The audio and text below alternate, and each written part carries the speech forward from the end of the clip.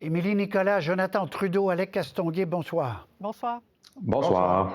Je vous montre tout de suite le léger québécois, donc intention de vote au Québec. J'ai posé la question à M. Drainville un peu plus tôt, qui constate, comme d'autres, à la CAQ, que les choses vont quand même mieux. L'écart, le PQ est toujours premier, mais en baisse, et l'écart avec la CAQ est de 5 points. Tour de table sur ce coup de sonde. Prenons les intentions de vote d'abord, Émilie. La première chose que je dirais, c'est que c'est très difficile de comprendre, je pense, ce qui se passe au provincial sans comprendre ce qui se passe au fédéral.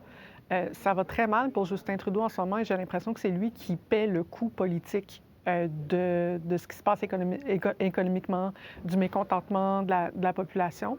Ça semble être lui qui fait les frais de la situation, alors qu'effectivement, ça semble aussi avoir aidé le gouvernement de François Legault de essentiellement disparaître pendant l'été, mais aussi même avant l'été, de faire moins d'entrevues médias depuis le début de l'année, en fait, de moins se faire voir. S'il y avait des enjeux de personnalité au-delà des enjeux de politique publique, de juste être moins présent semble les avoir beaucoup aidés. Après, on va voir avec la rentrée parlementaire, si c'est ce cachet qui les aide, ça va être de plus en plus difficile lorsque le Parlement va être de retour en session. Je vous ajoute un élément, Jonathan, Alec, un autre tableau, c'est le taux de satisfaction qui grimpe quand même pour le gouvernement à 38.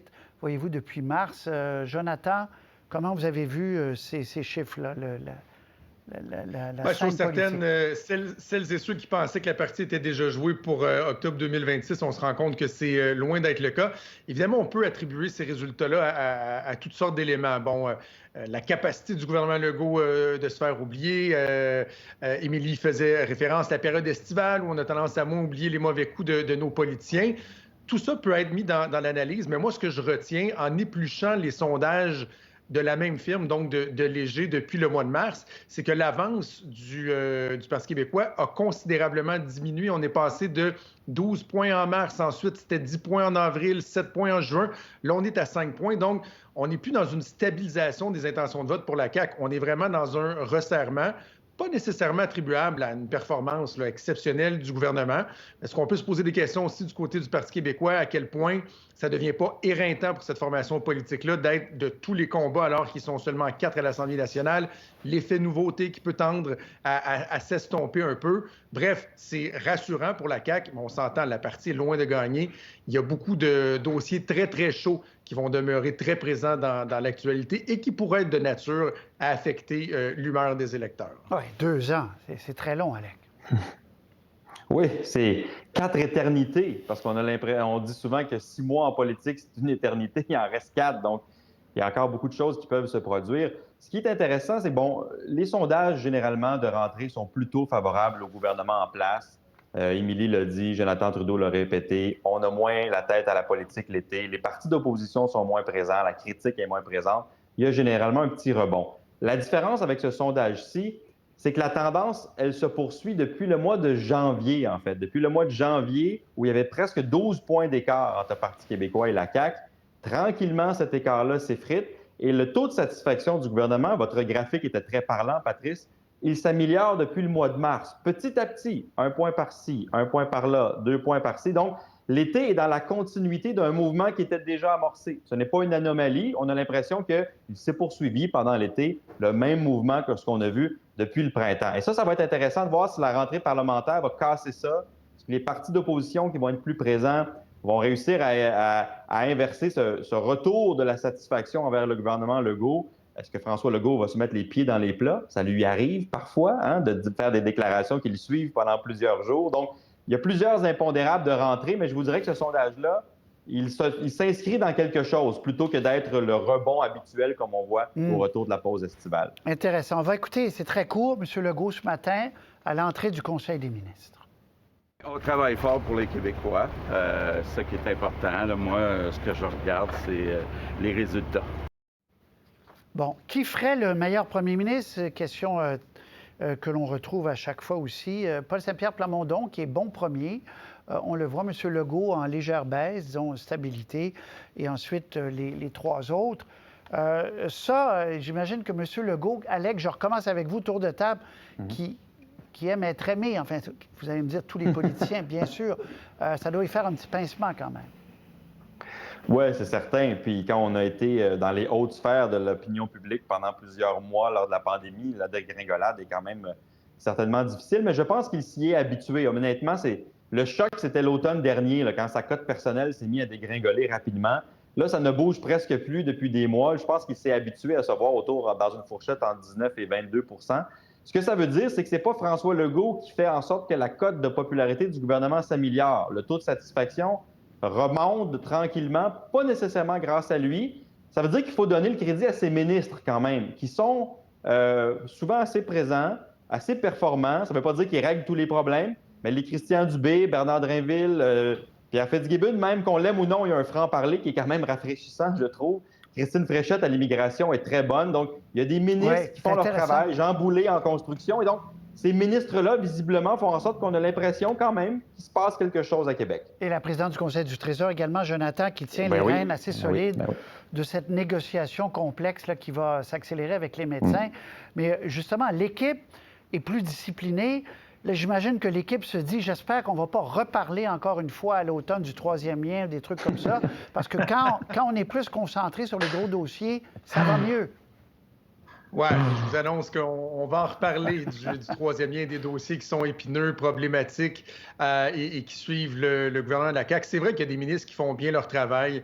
À la fin de la dernière session, on pouvait constater qu'il y avait un bon bilan aussi législatif, mais en même temps, les gens ne se réveillent pas le matin en pensant à tel ou tel projet de loi qui a été déposé. Moi, je pense que ce qui peut aussi aider la CAQ dans une certaine mesure, c'est que l'espèce de grogne post-pandémique qu'on a connue, où plusieurs gouvernements qui avaient été populaires pendant la pandémie, qui avaient pris des décisions difficiles, qui avaient la population derrière eux, bien là, sentaient une espèce de ressac, notamment causé par le coût de la vie, l'inflation et tout ça. Or, on s'entend, on n'est pas sorti du bois là, avec les taux d'intérêt et tout ça, mais ça semble vouloir se calmer un peu. Donc, je pense que ça peut aider le gouvernement. Mais pour ce qui est de la volonté d'être populaire, moi, je le sens bien dans les discussions que j'ai avec les gens de l'entourage de François Legault.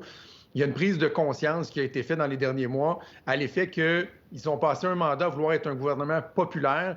Là, ils veulent être un bon gouvernement. Ils sont un peu comme des joueurs d'échecs qui essaient d'avoir quelques coups d'avance et d'avoir en tête la destination, si on veut, de démontrer dans les 2 prochaines années que les gestes posés en santé, en éducation, au niveau de l'économie, vont avoir des effets qui vont être perceptibles pour la population. Mais sincèrement, le défi demeure immense avec tous les enjeux qu'on a dans ces différents milieux-là. Oui, Émilie, donc on revient à la discipline et de ne pas être changé d'avis parce que le sondage montre que les gens veulent plus ça ou ça. Tenter d'être rediscipliné et faire avancer les grandes réformes. Faire avancer les réformes, et là-dessus, je pense que peut-être un des éléments qu'on n'a pas nommé, c'est que lorsque le gouvernement était vraiment au plus bas dans les sondages, c'était la négociation dans le secteur public. Avec la crise, les inquiétudes et l'insécurité qui venaient avec ça. Maintenant que ce dossier-là a été réglé, même l'entrevue qu'on vient de voir avec Bernard Drinville, on voit que le ton est complètement différent parce que c'est des dossiers où, en santé et l'éducation, il y a des fonds qui ont été investis, à savoir si c'est la bonne stratégie ou pas, c'est le temps qui peut faire son effet. Et là, on a un gouvernement majoritaire qui, essentiellement, a tout intérêt à en gros, se tenir tranquille et laisser son travail faire effet sur les différentes réformes qui ont eu lieu dans le secteur public. Après, là où le bas blesse encore beaucoup, c'est la question de la crise du logement. Sauf que c'est une question où les gens, par exemple, qui sont locataires, les gens dans la région de Montréal, de toute façon, ne sont pas les plus grands électeurs de la CAQ de base. Donc, il y a des secteurs où la CAQ crée encore de l'insatisfaction, mais de toute façon, ce n'est pas de l'insatisfaction qui touche la principale base électorale de la CAQ, qui se disputait les faveurs avec le Parti québécois. D'ailleurs, il n'y a pas de lab-école, je l'ai souligné à M. Drinville, il n'y a pas de lab-école dans la métropole. Mais bon. Fédéral, c'est intéressant. Justin Trudeau a son village gaulois au Québec, là, parce que c'est le seul endroit au pays où les choses sont relativement stables pour lui. Intention de vote des Québécois, ça, bien sûr, au Québec. 27 % les libéraux. Le Bloc, toujours en tête, en légère baisse. Parti conservateur qui n'arrive pas c'est pas tout à fait encore une lutte à 3, ça va peut-être le devenir. Ça me rappelle la discussion qu'on avait eue, Alec, suite à l'entrevue de M. Poilièvre, où à un moment donné, on disait attendons les autres sondages, parce que ils sont pas nécessairement. Ils sont loin d'avoir battu le Bloc, Alec, là. Oui, puis bon, ça, c'est un sondage qui, avec l'échantillon au Québec, très, très important et plus représentatif que certains sondages qui sont sortis pendant l'été de très bonnes maisons de sondage, mais qui sont basées à Toronto et qui avaient des plus petits échantillons. Ça, je pense que c'est le portrait de la réalité qui doit être. On doit être un petit peu déçus quand même au Parti conservateur. Je sais qu'on joue une partie à long terme, les élections ne sont pas pour demain, mais on avait quand même l'impression, avec toutes les tournées de Pierre Poilievre depuis le mois de juin au Québec, il est venu souvent, il a donné des entrevues à différents médias. On avait l'impression là, que le message percolait plus et qu'on était dans une vraie lutte à trois. Or, quand on enlève les intentions de vote dans la région de Québec pour les conservateurs, où on est encore très dominant, mais où ça ne donne pas beaucoup de nouveaux sièges parce qu'on a déjà plusieurs députés, on voit qu'il n'y a pas eu tant de progrès dans des régions clés. Là, et ça doit un peu décevoir les conservateurs d'arriver à l'automne en se disant on a encore plus de pain sur la planche qu'on pensait au Québec. Oui, Jonathan, là-dessus? Bien, moi, je pense qu'on a une lutte à trois au Québec parce que vous enlevez, en faisant jouer les marges d'erreur, vous enlevez 2 points aux libéraux, vous ajoutez 2 points aux conservateurs, puis on a une égalité. Ceci étant dit, je sais que les conservateurs considèrent qu'un résultat comme celui-là, il est plus réaliste qu'effectivement d'autres sondages qu'on a vus dans les derniers mois où on les mettait premiers, par exemple, je pense à 31 %. Mais moi, ce que ça me fait dire, c'est que si les conservateurs veulent faire des gains significatifs au Québec, il faudra tabler sur davantage que uniquement l'insatisfaction, la grogne envers le gouvernement Trudeau d'un océan à l'autre. Il faudra se pencher sur le cas particulier du Québec et que la difficulté quasi historique que les conservateurs ont de séduire l'électorat. Or, ce qu'on voit, c'est que notamment au niveau des candidatures, moi, ça me frappe. Là, il n'y a pas de gros noms qui circulent, qui peuvent avoir des impacts, qui peuvent démontrer qu'il y a un tirant d'eau qui est puissant pour Pierre Poilievre. Et l'autre élément, c'est que sur plusieurs enjeux de l'actualité, on a l'impression qu'il n'y a pas nécessairement de sensibilité Québec. C'est-à-dire que les conservateurs disent, dans les 2 dernières élections, avec Andrew Scheer, avec Erin O'Toole, on a eu des plans spécifiques pour le Québec. Les résultats n'ont pas été là. Donc là, on va y aller mur à mur avec une stratégie globale pour le Canada. Moi, je pense que si ils veulent essayer d'amadouer davantage le Québec, il devra y avoir certaines, sans tout donner, là, mais certaines particularités québécoises ou se concentrer davantage sur des enjeux qui sont propres au Québec. Comme par exemple, Émilie, je crois que Dimitri Soudas a dit que d'associer le Bloc québécois aux libéraux fédéraux au Québec, les Québécois, ça entre pas dans leur analyse beaucoup parce qu'ils savent, c'est tellement des partis différents, mais M. Poilievre répète ça maintenant ad nauseam, donc d'ajuster un peu le discours avec la réalité québécoise. Oui, c'est sûr que ça aiderait, mais comment je le dirais? Il y a une question d'ajuster sa personnalité à la réalité québécoise pour Pierre Poilievre, au sens où c'est quelqu'un qui est énormément dans l'attaque, dans la caricature de l'adversaire. Et je ne sais pas si c'est une manière de faire campagne qui fonctionne beaucoup avec la manière, la culture politique au Québec. On est sur un ton qui est beaucoup plus proche de ce qui a été normalisé aux États-Unis dans les dernières années. Il y a un barrage culturel avec même la manière dont les députés conservateurs essaient toujours de récupérer des petites clips audio, là, des échanges au Parlement où on s'entre-attaque, on s'insulte. C'est pas quelque chose qui culturellement résonne au Québec et d'ailleurs, ils le font beaucoup plus en anglais. Donc, si Pierre Poilievre, en tant que personne, résonnait bien avec le Québec, puisqu'il a passé une partie de son état vers une tournée ici, on le sentirait. Et pour l'instant, je pense que Yves-François Blanchette en bénéficie, en lui aussi restant caché essentiellement.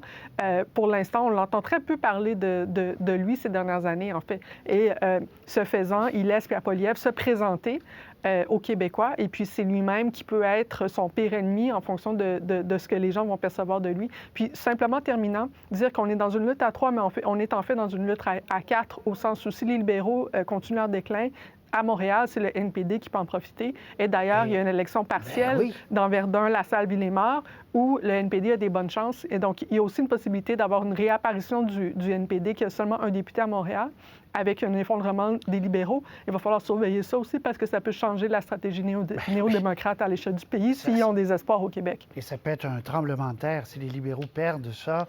L'ancienne circonscription de Paul Martin, on va surveiller ça le 16 septembre. Dernier tableau que je vous présente, est-ce que Justin Trudeau devrait démissionner?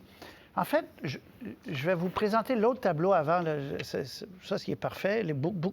Ouais, mais vous allez voir, ça peut être contradictoire. Mais qui ferait le meilleur premier ministre du Canada? M. Trudeau, le seul endroit où il est premier, c'est au Québec encore. 22 sur M. Poilievre. Mais quand on demande aux mêmes Québécois, pensez-vous qu'il devrait démissionner? Il y a quand même 47 Jonathan, qui disent oui. Alors, bon, il peut se rassurer un peu au Québec.